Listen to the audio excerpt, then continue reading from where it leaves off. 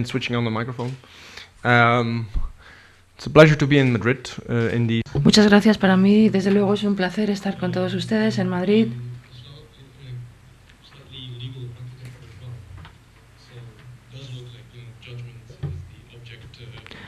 Donde nos hemos reunido todos para debatir el juicio artístico o estético.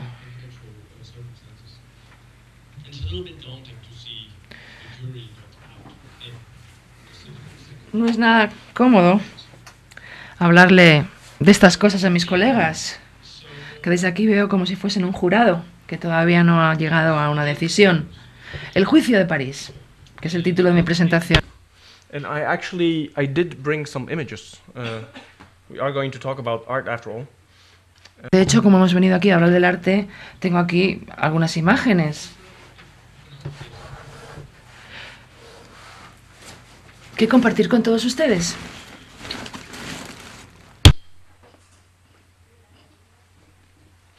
Oh, wait. This is a bit annoying. Let me figure this out. It seems to be, well, let's go through it manually. So I'll begin with a quote. You'll find. Voy a empezar con una cita. El día de hoy, el de mañana, va a estar dominado por nombres y conceptos alemanes, entonces me pareció adecuado empezar con una cita de un poeta y filósofo alemán. No se trata de Nietzsche montando en moto, sino más bien Friedrich Hölderlin, que está a la derecha de la foto. Es un monumento, una escultura del escultor alemán llamado Peter Lenk. Hölderlin, voy a citar un pequeño fragmento de un breve ensayo. No creo que sus ensayos fueran más largos que 3 páginas, o sea, muy breves. Este en concreto se publicó en el año 1795. Se llama El juicio y el ser. El juicio, en su sentido más alto y más estricto, es la separación original del objeto y el sujeto, que son los que más unidos están en la intuición intelectual. Una separación que es lo único que hace posibles al sujeto y al objeto, la archiseparación. El concepto de separación incorpora el concepto de reciprocidad de objeto y sujeto y el necesario supuesto de un todo del que sujeto y objeto forman parte. Así que a fines de este simposio que se dedica a la cuestión del juicio, me gustaría afirmar lo siguiente, y estoy hablando aquí en nombre propio. Hölderlin tiene razón, es decir, estoy de acuerdo con lo que él dice, estoy en profundo acuerdo con lo que dice Hölderlin. El juicio, en mi opinión, también es una operación que requiere un objeto y un sujeto que juzga y un objeto juzgado, y como consecuencia la separación, el discernimiento, la discriminación y por último el distanciamiento, lo más importante. Así que el concepto de la distancia yo creo que es crucial en el acto del juicio, esa separación que implica un juicio. La división del objeto y sujeto es inevitablemente opositiva, ciertamente binario, probablemente dialéctica también. Por eso, entre otras cosas, Hölderlin y otros de la tradición romántica de la época identificaron tan rápidamente el proceso del juicio como separación dentro de su dimensión más trágica, la pérdida del todo que implica esa operación. En mi opinión, la de un crítico de arte y un teórico del arte aficionado que se formó como filósofo, la cuestión del juicio es una que tiene... la cuestión del juicio es una cuestión de distanciamiento que se alinea, aunque solo sea espacialmente, con el proyecto original de la crítica. Crítica que viene del verbo griego krinein, que quiere decir juzgar y separar. Al igual que la crítica, el juicio requiere el tipo de distancia que produce objetividad y subjetividad. Es decir, yo, el sujeto, estoy aquí y el objeto, en este caso la obra de arte, está allí, está ahí colgada, ocurre aquí, en aquel lugar, o está allí tumbado, está allí durmiendo, aquí o allí. Posiciones muy claras que no deben confundirse y que deben mantenerse muy claras en todo momento. Esta claridad yo creo que es una de las condiciones primordiales tanto para el juicio como para la crítica. Yo estoy frente al objeto juzgado, está situado en el otro lado de una división invisible, o si es posible estoy por encima y yo miro hacia abajo. Y la imagen que mejor lo refleja es esta. Un famoso cuadro de Caspar David Friedrich, uno de los padres del romanticismo alemán, que actualmente está expuesto este cuadro en el Kunsthalle de Hamburgo, por cierto. En cierta forma, para mí, esto es una representación muy paradigmática de la posición del juicio estético. El juicio al que me refiero en mi presentación es el juicio del conservador, del crítico de arte, al que se refiere al juicio desde punto de vista estético y artístico.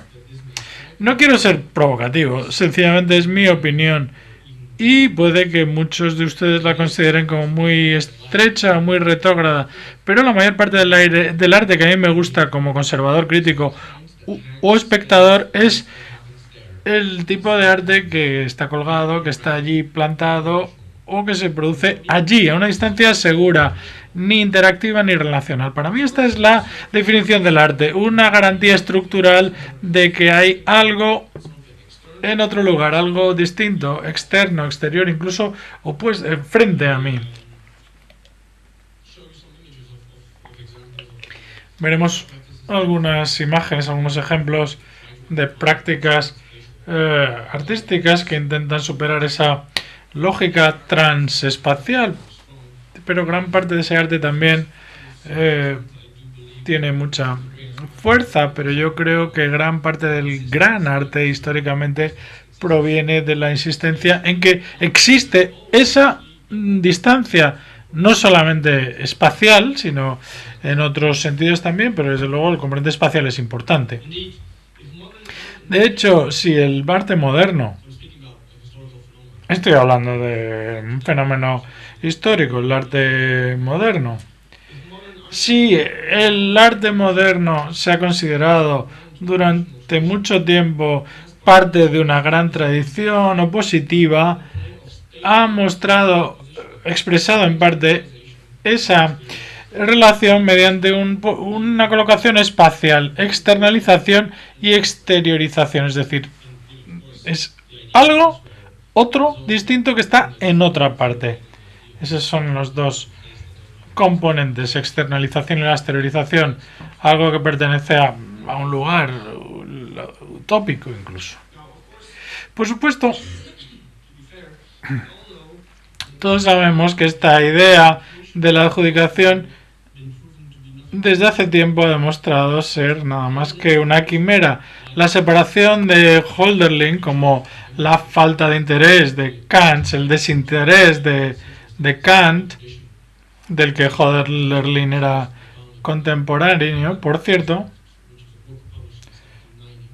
en un libro publicado en 1790 ya se hablaba de este concepto. La separación de Hölderlin, como yo digo, al igual que el desinterés de Kant, ha sido desenmascarado como nada más que una ilusión, un efecto óptico, y gran parte de la teoría del arte del siglo XX ha sido motivada por un deseo dudoso, pero no menos apasionado, de desacreditar esta idea de modernidad artística filosófica.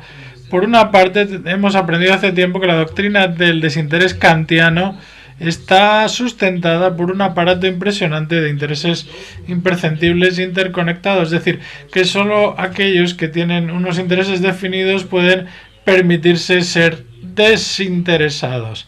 Esto es algo que todos hemos aprendido y que intuitivamente comprendemos. El deleite estético, el placer del deleite estético es un privilegio.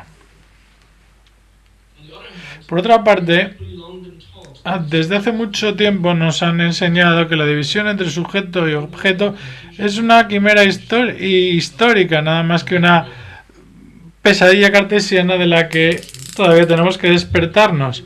Ambas afirmaciones han tenido bastante papel, bastante importancia a la hora de socavar y desmantelar la narrativa maestra del juicio con una J mayúscula y su acólito, la crítica. Y el hecho de que ambas afirmaciones se consideren algo parecido a la palabra de Dios, pues explica el por qué los juicios cada vez tienen peor prensa. Nadie puede decir que ve el Olimpo del arte desde la perspectiva del desinterés.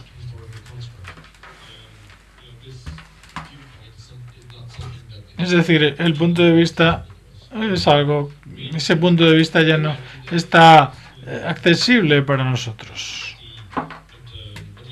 Solo podemos ver sus trazas históricas, aunque el ideal pues ya no está disponible, ha sido corrompido.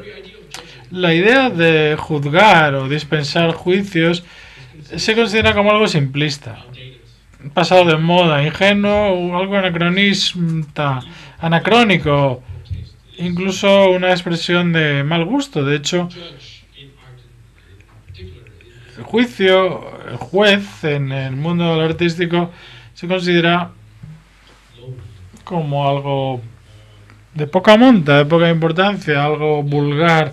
Si uno piensa actualmente en la figura del juez, en el mundo cultural, una de las imágenes en las que uno piensa primero es el panel de jueces del jurado de los concursos de cantantes tipo Operación Triunfo, American Idol en televisión americana. La única forma en la que el arte contemporáneo entra en la televisión generalista es precisamente a través de este tipo de nuevos programas de televisión. Descubra el nuevo Picasso, descubra el nuevo en fin, en cierta forma considera el mundo del arte como una empresa realmente ridícula. Hölderlin pertenece a los primeros años del siglo XIX y su visión del juicio como algo, como una separación, es algo realmente que pertenece al pasado. Pero lo mismo le ocurre al arte, como dijo Hegel, y probablemente también le ocurre al juicio, la idea, el sueño de juzgar. Este constructo trinitario, uno de los sacramentos del idealismo alemán, pertenece al pasado, la separación original del objeto y el sujeto, el juicio y el arte. Y esto es, como he dicho, uno de los sacramentos del idealismo alemán, pero es algo que pertenece al pasado. Toda esta separación de objeto y sujeto, juicio y arte, son conceptos esencialmente del siglo XIX. Algunos de ellos no han envejecido bien o no han sobrevivido